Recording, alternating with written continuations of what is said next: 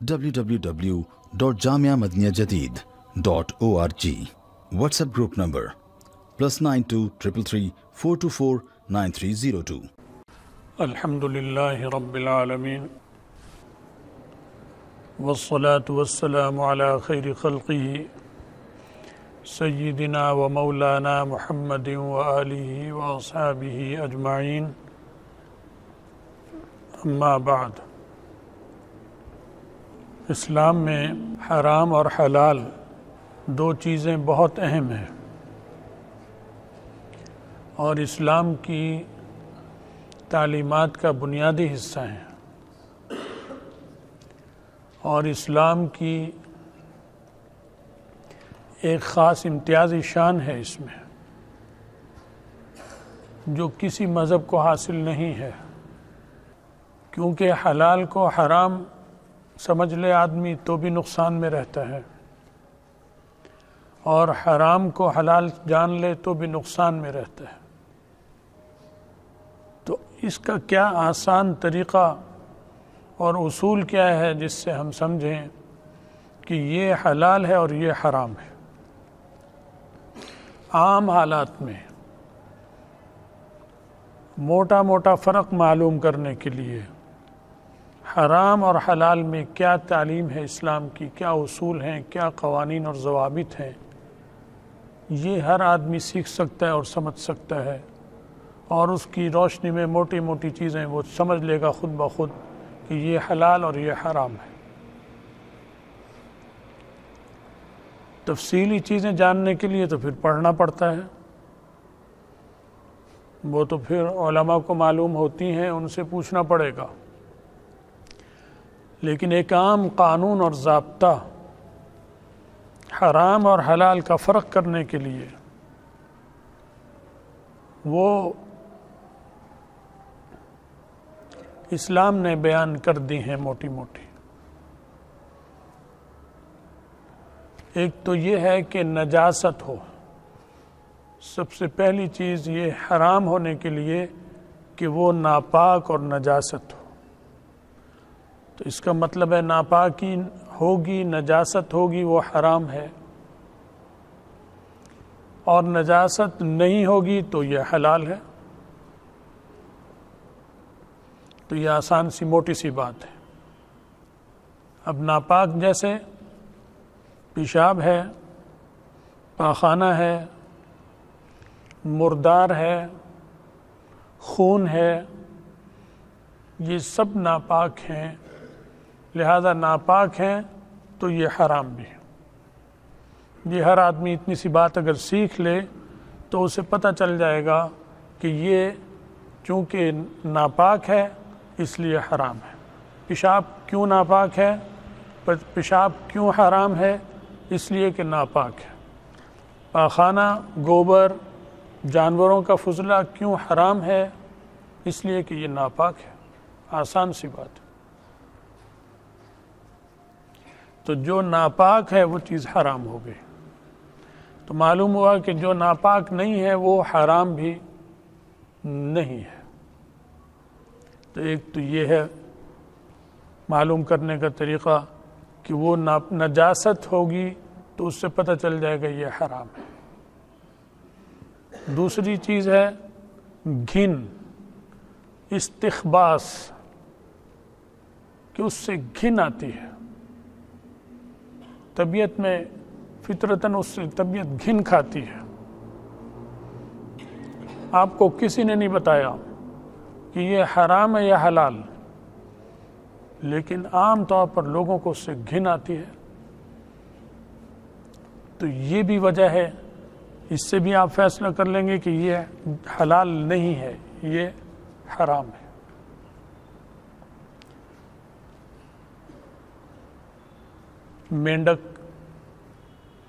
مینڈک کو سے گھن آتی ہے۔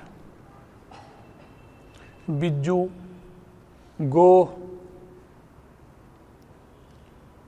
گو یہاں پھرتی بھی نظر آتی ہے، آپ نے دیکھا ہوگا بہت بڑی ہوتی ہے، ایسی لمبی چھپکلی جیسی ہوتی ہے، تو اسے دیکھ کر کسی کا دل نہیں چاہتا کہ اسے اٹھا کے گود میں لے لوں،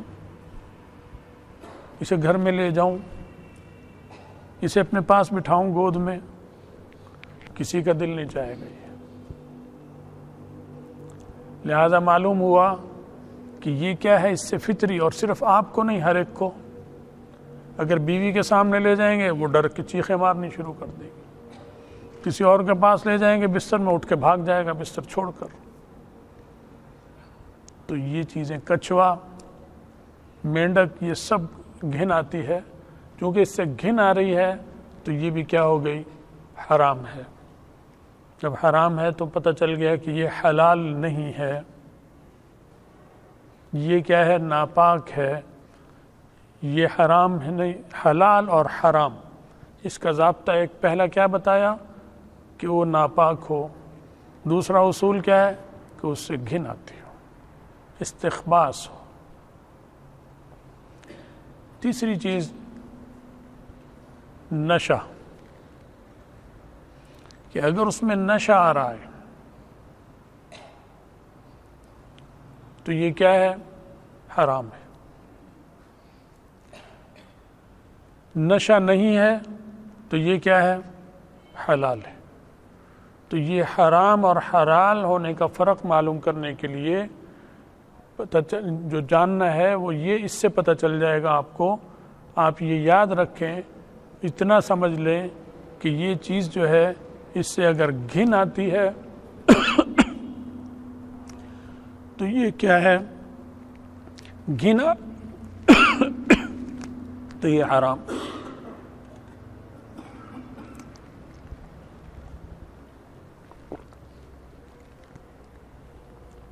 یہ چند چیزیں ہیں موٹی موٹی جو اسلام میں بتائی گئی ہیں کہ نجاست ہو، ناپاک جیسے پیشاب پاخانہ، یہ حرام ہے۔ گھن آتی ہو تو یہ بھی حرام ہے۔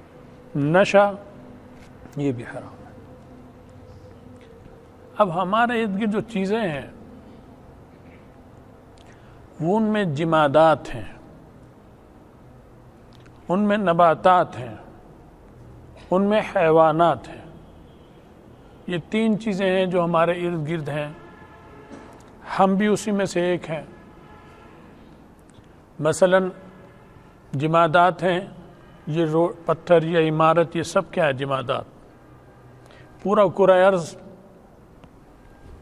میں جو پتھر ہیں، کرۂ ارض میں تو ساری چیزیں ہیں بہت سی، لیکن اس میں جو جمادات ہیں، پہاڑ ہیں، زمین ہے، مٹی ہے، اسی طرح قیمتی پتھر ہیں، اسی طرح آپ معدنیات لے لیجئے، نمکیات، نمک ہے، سونا ہے، چاندی ہے، پیتل ہے، لوہا ہے، سیسا ہے، اور بے شمار دھاتیں ہیں۔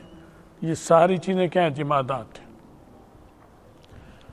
تو یہ ایک ہے حرام اور حلال ہونا، ایک ہے پاک اور ناپاک ہونا۔ تو جمادات جتنی ہیں ساری کی ساری، یہ سب پاک ہیں، یہ ناپاک نہیں ہے۔ تو ارد گرد جو ہماری چیزیں ہیں ان میں جو جمادات ہیں، جمادات سب کے سب کیا ہیں، پاک ہیں یا ناپاک؟ سب پاک ہیں۔ حرام اور حلال ہونے کا جو اس میں آئے گا وہ دیکھنا پڑے گا کہ کیا مضر ہے یا نہیں۔ مضر ہے تو حرام، اور مضر نہیں ہے تو حلال۔ تو یہ جمادات ساری کی ساری پاک ہیں، ناپاک نہیں ہیں۔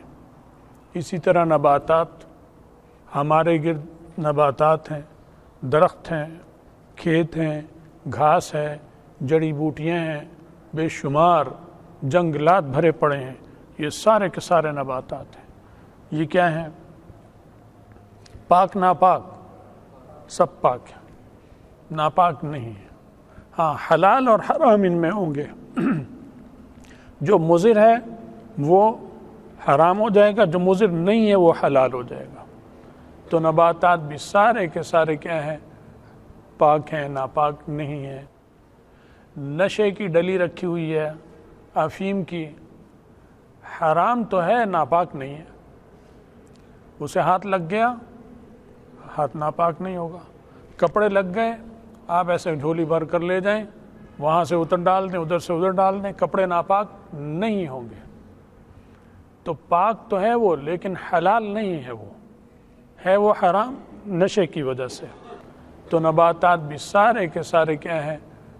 پاک ہیں، ناپاک نہیں ہیں۔ جمادات بھی سارے کے سارے پاک ہیں، ناپاک نہیں۔ حیوانات میں پھر آ جائے گا پاک اور حلال اور حرام۔ حیوانات میں وہ جانور، وہ حیوان جو شکار کر کر کھاتا ہے،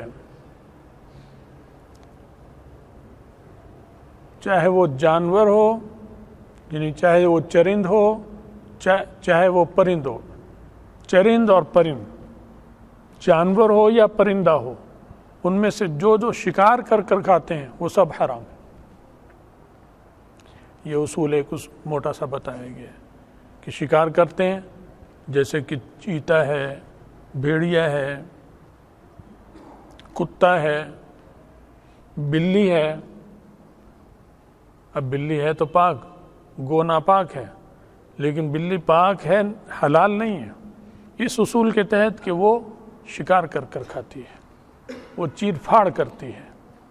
اسی طرح وہ جانور جو پرندے جو چیر پھاڑ کرتے ہیں، جیسے عقاب ہے، باز ہے، چیل ہے، کوا ہے، یہ سب کے سب کیا ہیں؟ یہ چیر پھاڑ کرتے ہیں۔ ایسے ہی وہ جانور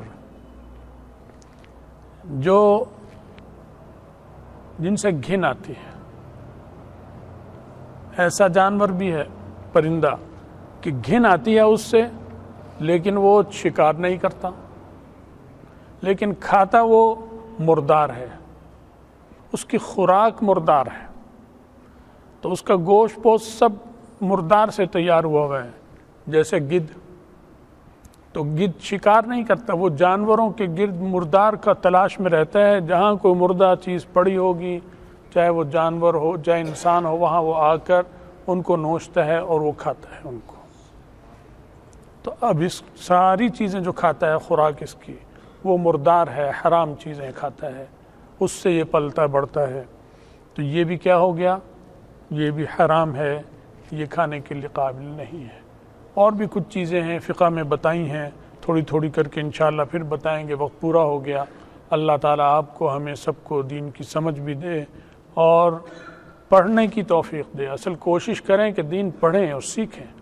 ہم نے تو بتا دیا، اب یہ یاد کہاں رہے گا، بھول جائے گا۔ پوری طرح پڑھیں، ازبر یاد کریں تو یہ موٹی موٹی چیزیں زبانیں یاد ہو جائیں گی، تو اس کا بہت فائدہ ہوتا ہے۔ اور یہ آپ کو کالج یونیورسٹی میں نہیں ملے گی یہ چیزیں، وہاں تو جہالت ہے، اب تو سب کو نظر آ رہا ہے۔ جب پانی سر سے گزر گیا، قوم پوری ڈوب چکی ہے، تو اب کہتے ہیں اسکول کالجوں میں کیا پڑھا ہے، انہوں نے ہماری نسلوں کو برباد کر دیا ہے۔ اب انہیں پیٹنے کا فائدہ کچھ نہیں ہے، سوائے اس کے توبہ استغفار کرو، آئندہ کے لیے دین کی طرف واپس لوٹیں، اور اس سے جو ضروری تعلیم ہے دنیا کی وہ تو ضرور سیکھنی ہے، لیکن اس میں جو ڈبو دیا ہم نے کہ ناچ گانا، حرام حلال کی تمیز ختم کر دی، پردہ ختم کر دیا، لڑکوں کو بے غیرت بے حیا بنا دیا، بے ادب بنا دیا، لڑکیوں کو بھی بے پردہ بے حیا بے غیرت بنا دیا، اور مدرسوں کو ایسی چیز سمجھنے لگے جیسے خدا نہ خواستہ ہندو مدرسے سے نفرت کرے تو سمجھ میں آتا ہے، عیسائی نفرت کرے تو سمجھ میں آتا ہے، یہودی نفرت کرے تو سمجھ میں آتا ہے، عیسائی نفرت کرے تو مدرسے سے سمجھ میں آتی ہے بات، قادیانی اس سے نفرت کرے تو سمجھ میں آتی ہے۔ مسلمان بھی ہو اور کیا ہے مدرسے سے دوری، یہ کیسا مسلمان ہے؟ اپنے ایمان کو جانچے پھریے، یہ کامل ایمان نہیں ہے، اس کا ایمان خطرے میں ہے، کیونکہ مدرسے کا تو مطلب ایمانیات ہے، مدرسے کا مطلب تو اسلامیات ہے، مدرسے سے گھن کھانا ایمانیات سے گھن کھانا ہے، مدرسے سے نفرت کرنا اسلامیات سے نفرت کرنا ہے، تو ایمان کہاں رہا؟ اس لیے سوچ پر اثر نو سوچ کو بدلیں، اپنی سوچ پوری قوم کی بربادی ہوئی ہے، بڑوں کی، چھوٹوں کی، مالدار کی، غریب کی، فقیر کی بھی، سب کی سوچ جیسے عقل پہ پتھر پڑ گئے ہوں، یہ حالت ہے۔ اللہ تعالی ہمارے حال پہ رحم فرمائے اور اللہ تعالی ہمیں سب کو دین کی سمجھ دے، ہدایت دے، اس پہ استقامت دے، ایمان پر خاتمہ فرمائے، اور آخرت میں رسول اللہ صلی اللہ علیہ وسلم کی شفاعت اور ان کا ساتھ نصیب فرمائے۔ وآخر دعوانا الحمد للہ رب العالمین۔